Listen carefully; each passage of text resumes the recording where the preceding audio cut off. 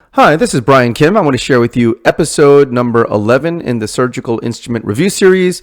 And we're going to be reviewing the Epsilon EEC-193 22 gauge thin-walled AC maintainer for dislocated IOL removal and exchange for a scleral fixated lens. So again, when I've done this technique, the Yamane technique with scleral fixation, I've always used a 20 gauge Lewicki AC maintainer. And why is that? Because 20 gauge means higher infusion pressure, which means you can control the eye a lot better for scleral fixation. You never want to do this technique when the eye is soft. And so high infusion pressure with a large gauge AC maintainer made a lot of sense. The problem is using a 20 gauge AC maintainer means you have to widen the incision. And if you have to widen the incision, and it also has these little serrated edges on the AC maintainer, and you try to push that into the incision, sometimes when you are done with the case and you take the AC maintainer out, the wound would leak. And that's the last thing you want to deal with when you're doing a complicated case like this. And so the beauty of this 22 gauge Epsilon EEC-193 AC maintainer is 22 gauge means it's smaller external diameter, but it also has a thin wall, and having that thin wall allows high infusion pressure. So it's really the best of both worlds. You have a smaller incision, you don't have to widen the incision, less likely to leak afterward, and it's a tighter fit through your 1 millimeter paracentesis incision. However, you're still able to achieve high infusion pressure because it has a thin walled inner lumen. So thin wall inner lumen means bigger bore internally, which means higher infusion pressure. And so I've really enjoyed this AC maintainer, and you're going to see this very first case as an example of using this AC maintainer. So again, made my standard paracentesis incision without having to widen it, and it goes right in. And I use steri-strips to hold my AC maintainers. I know I don't talk about that very much, but I'm putting the steri-strips on right now to secure the AC maintainer. The other problem with those other AC maintainers is sometimes because you can't control how much you actually widen the incision with, sometimes it'll just slip out. With this, you don't have to worry about that. So high infusion pressure, I got the lens out, but look how easily I'm able to push that Sommering's ring out purely through the infusion pressure. So that one piece of Sommering's ring, I was able to position it in such a way so that it approaches the incision, turn on the infusion, and it just shot right out. This second half of the Sommering's ring, I did the same thing. I'm positioning that Sommering's ring in such a way that the tip of it is engaged in the incision, and then I gape the incision, turn on the infusion pressure, and it shoots right out. So again, a beautiful example of how this is able to achieve high infusion pressure with this 22 gauge thin-walled AC maintainer. Go ahead and do a vitrectomy through the pars plana, through the trocar, also doing some vitrectomy in the anterior chamber at the limbus. But I have great chamber control. Look at that. Great chamber stability. I don't have any collapsing of the eye, and the IOP is set at 44. It's not at extremely high pressures, but nonetheless, I don't have any scleral collapse during the vitrectomy. This is a 25 gauge needle, again, to externalize the leading haptic through the contralateral limbal incision. This is a passive docking technique. So as the leading haptic comes out, I dock the haptic on the bevel of the needle. As the lens is advanced, it goes right out. And I take over here and switch, make sure the optic comes out planar, and in this case, the trailing haptic came out appropriately. Filling the anterior chamber with dispersive viscoelastic to push the optic back and to protect the corneal endothelium. You see how I was able to activate infusion pressure, holding the incision, holding the eye in the neutral position, keeping the eye nice and firm, tunneling through the sclera and conge, stabbing the conge, tunneling through the sclera 2 millimeters, and then diving down. Perfectly controlled eye. Again, holding the eye in the neutral position, nice and firm globe throughout the entire maneuver here.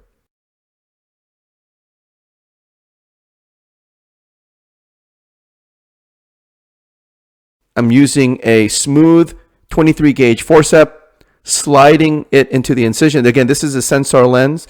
So be very careful with the PMMA haptics. Slide it in very gently. And then I'm going to dock the haptic on the bevel of the needle. Make sure they're nice and aligned. And if it's not aligned, you can tell because it won't go in. So just be very careful, be very gentle, and then now you can feel it go in. So I was able to engage it, all about alignment, making sure you flatten the haptic on the bevel needle, and then it goes right in.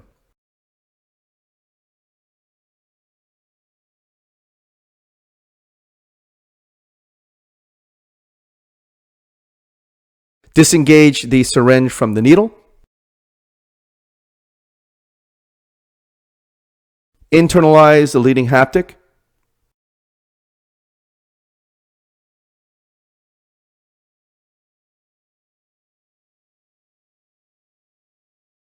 All right, turning on infusion pressure, you can see I have great infusion pressure, holding the incision. With the left side needle, I'm going to stab the conjunctiva, stab the sclera as well. Turn on infusion pressure. Again, you see some water coming out, but that's because I'm grabbing the incision. But I'm tunneling 2 millimeters. You can see it very nicely. You can see the needle itself, because I kept the scleral tunnel fairly shallow. You can see the needle as it's going towards that second mark, and then I dive down. So I'm good to go. I still have my infusion going. And then I turn it off. During these maneuvers right here, because I know the needle's in good position, once I've already made that pass, I don't really have to go too crazy with the infusion. But I go ahead and turn on infusion here. I dock the haptic on the bevel of the needle. And it goes right in. Again, you don't have to feed it too much. These PMA haptics and these 30 gauge thin wall needles, they mate so well. And so that needle really holds onto that haptic very well. So as you pull that needle out, the haptic stays. I've never seen it slip out with this PMMA haptic of the Sensar lens or the Technis lens.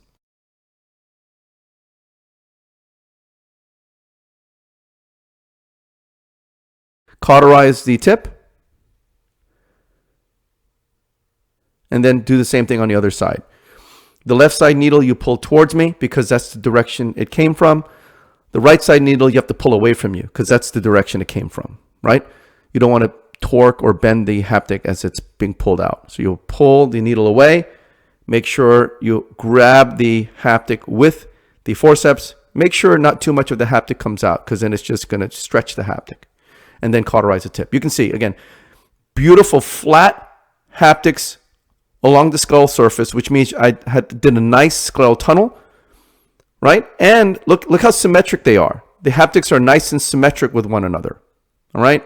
And so when you have symmetric haptics flat to the sclera, that means you have good scleral support. You're going to have a nice optic position just underneath the iris plane and parallel to iris plane, which means you have an excellent anatomical result, but also it should translate to an excellent refractive result as well. Turn on the infusion pressure. Again, you can see how much their infusion pressure there is. And this is a surgical PI now. Turning the port down, creating a discrete PI.